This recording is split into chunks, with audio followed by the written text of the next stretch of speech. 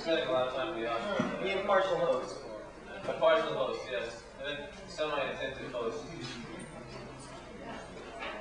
Thank you for your indulgence. Is this mic on? Yeah, this is Okay, Suzy D. Suzy D, here she is. Give her a big hand.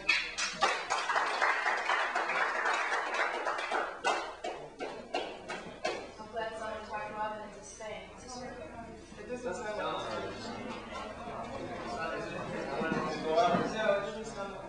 Someone kick the power. Keep the power, I say. Kick it.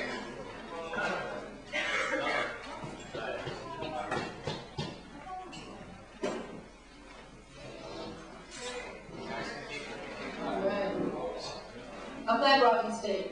I wrote it for all of you. That was her debut here.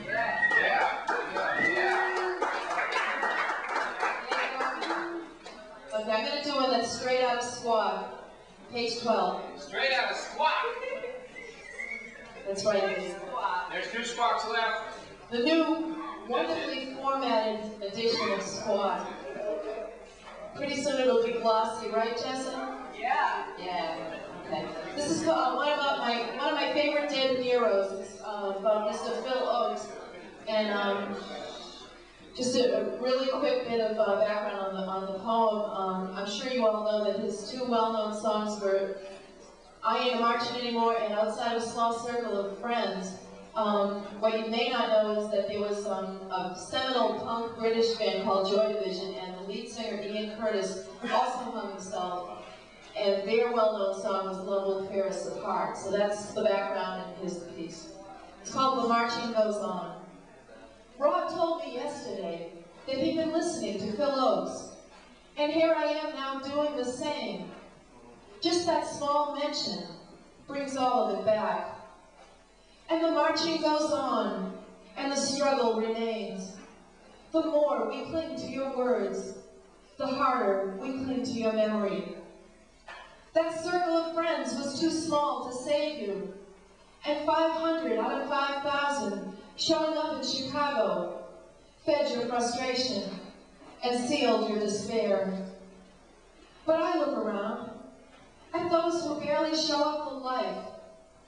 I can't let it kill me. I can only persevere in the way that you could not. Like Ian Curtis, your image hangs with me still. But where love tore him apart, the world did it to you. And I wonder, if those who feel the most suffer the most as well, why is it they who leave the most behind?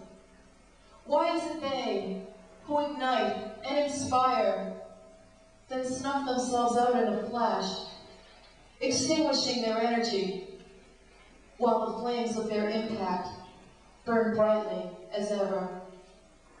And we, who look for new guidance in a leaderless world, we, who search for the road to freedom in the thick forest of oppression, we, who hold to our visions of equality while injustice crashes around us, we, who dream of that better world while living the nightmare of reality, know that sometimes all there is that collective spirit which those like you have left us, and we somehow continue as the marching goes on and the struggle remains.